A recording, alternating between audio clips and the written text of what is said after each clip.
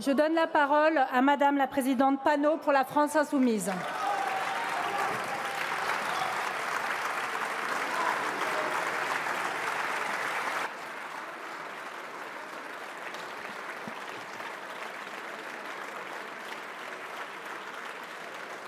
Madame la Présidente, Madame la Première ministre, collègues, le Président a été élu sans mandat.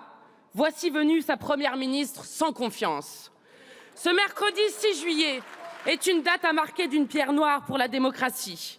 Madame Elisabeth Borne, vous devenez officiellement la Première ministre d'un gouvernement minoritaire.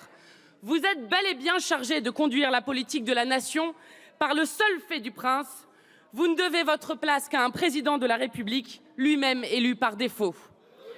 Il faut le dire, l'exercice auquel nous nous prêtons ici est une mascarade. Nous parlerons chacun à la suite avant que vous ne rentriez tranquillement à Matignon. Ainsi, vous faites l'aveu de votre faiblesse. Vous ne vous soumettez pas au vote de confiance de peur de ne pas l'obtenir. Jamais, depuis 30 ans, une première ministre ne s'était défilée ainsi. Vous avez été battu aux élections législatives. Vous avez perdu 100 sièges. Vous êtes classé dernière chef de gouvernement d'Europe en représentativité populaire. Seuls 26% des votants et 12% des inscrits se réclament de votre parti aux dernières élections. Mais vous faites comme si de rien n'était. Dans ces circonstances, un vote de confiance s'imposait. Mais vous avez choisi la fuite. Le mercredi 6 juillet restera comme ce jour où, de nouveau, vous avez piétiné le vote des Français. Votre stratégie, désormais, c'est sauf qui peut, et vous êtes prêts à tout, jamais au compromis, mais à toutes les compromissions. Nous avons vu la semaine dernière l'étendue de votre forfait moral et politique. Tout sauf la nouvelle Union populaire était votre credo. Vous vous êtes livré à toutes sortes de combines et de renvois d'ascenseurs. Le Rassemblement national s'est retiré de la course à la présidence de l'Assemblée, permettant à Mme Braun-Pivet d'accéder à son trône. Le lendemain, des députés de vos rangs ont élu 2 membres d'un parti fondé par des SS comme vice-président de l'Assemblée. Vous ne vous en êtes pas caché, plutôt la peste brune que le contrôle fiscal. Quoi de plus normal quand vous partagez un programme libéral au service de l'oligarchie? Alors oui, nous déposerons une motion de défiance. C'est ce qui se produit lorsque l'exécutif n'écoute que lui-même. Il est temps de vous apprendre le sens du mot démocratie que vous détestez et que vous ne tolérez que lorsqu'elle vous est favorable. En 1966, votre prédécesseur Georges Pompidou, qui s'était soustrait comme vous au vote de confiance, s'exprimait ainsi. La lettre et l'esprit de la Constitution de 1958 veulent en effet que le gouvernement soit entièrement libre de demander ou non un vote de confiance et qu'il appartienne de préférence à l'Assemblée de mettre en jeu la responsabilité ministérielle par la procédure la plus normale et la mieux adaptée, je veux dire la motion de censure. Alors, votre porte-parole nous conseille de vous écouter avant de préjuger de quoi que ce soit. Nous vous avons écouté, Madame la Première ministre, mais surtout, nous vous avons déjà vu à l'œuvre. Vous n'en êtes pas à votre premier méfait. Vous avez été l'artisane zélée de la casse du service public ferroviaire et de la casse de l'assurance chômage qui a permis de réaliser 2 milliards d'euros d'économies sur le dos des plus pauvres. Vous n'avez jamais dévié. Vous souhaitez toujours gouverner contre le peuple, sauf que votre pouvoir est en voie de décomposition. Depuis le 19 juin 2022, vous avez tout fait pour dissimuler votre pouvoir par effraction. Vous avez d'abord lancé une opération de sauvetage. Le président de la République a proposé des alliances texte par texte ou un gouvernement d'union nationale. Mais il ne s'agit surtout pas pour lui d'infléchir son programme de maltraitance sociale et d'irresponsabilité écologique. Non, puisqu'il a reçu, dit-il, une légitimité claire sur le fondement d'un projet clair. Là encore, vous refaites l'histoire. Emmanuel Macron n'a pas été élu par adhésion à son projet. Il a été élu face à l'extrême droite. Les citoyens avaient le choix entre le pire et le pire du pire. Ils ont choisi le pire. Malgré tout, Emmanuel Macron ne veut rien lâcher de son programme impopulaire. Dorénavant, tout sera comme auparavant. Pour lui, l'élection législative n'a jamais eu lieu. Comme toujours en Macronie, l'essentiel est de simuler la démocratie pour mieux la bafouer. Le président a faim d'engager les discussions. Désormais, la balle serait dans le camp des oppositions. Il nous incomberait à nous de nous situer par rapport au parti majoritaire, qui n'est à présent plus majoritaire.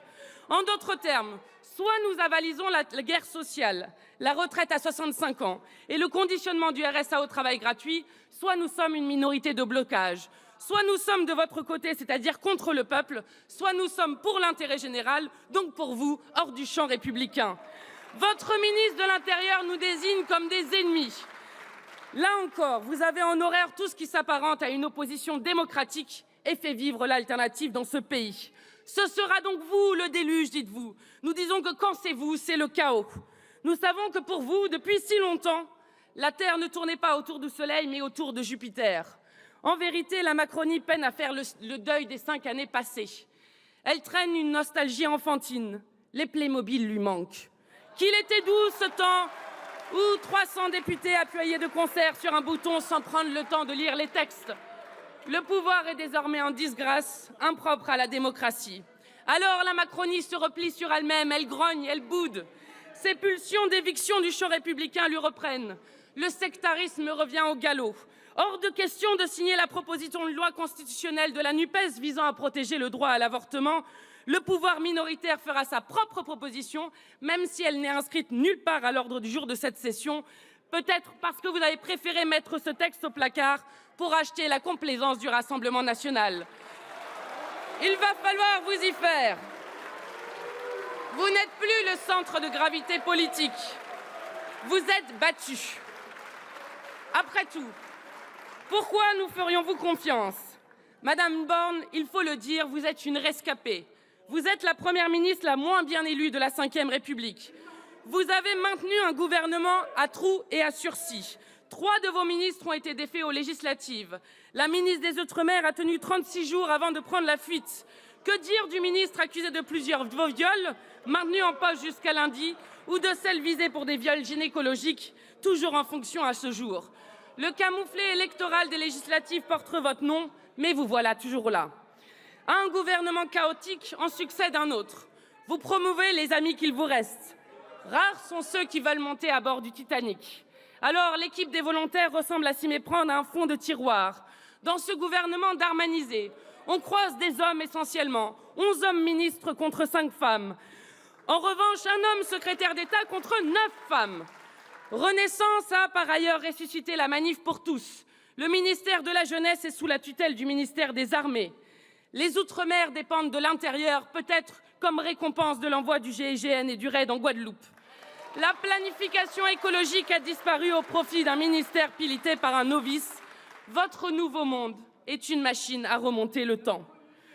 Pourquoi nous ferions-vous confiance à vous, qui découvrez les profiteurs de guerre mais ne faites rien quand Total engrange 16 milliards de bénéfices? Vous qui présentez des mesures sociales inférieures au niveau de l'inflation. Vous, à nouveau, épinglé par le Haut Conseil pour le climat pour votre inaction climatique. Vous qui ne faites confiance qu'aux riches et aux pollueurs. Vous qui n'avez rien fait pour enrayer la crise des urgences et des établissements de santé dans le pays. Nous ne vous faisons pas confiance, mais au fond, peu vous chaud. Madame la Première ministre, soyons clairs.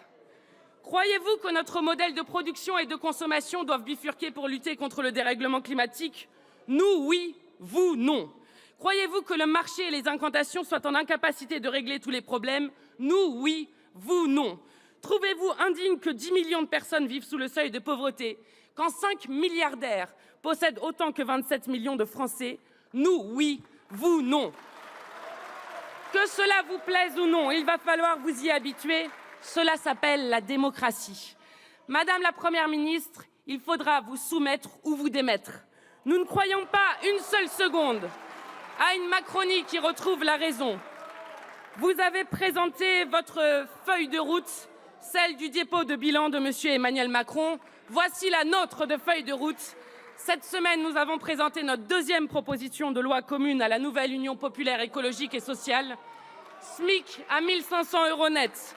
Blocage des prix à la baisse des produits de première nécessité et du carburant. Revalorisation de 10% des aides au logement et du point d'indice des fonctionnaires. Garantie d'autonomie à 1 063 € par mois pour les jeunes.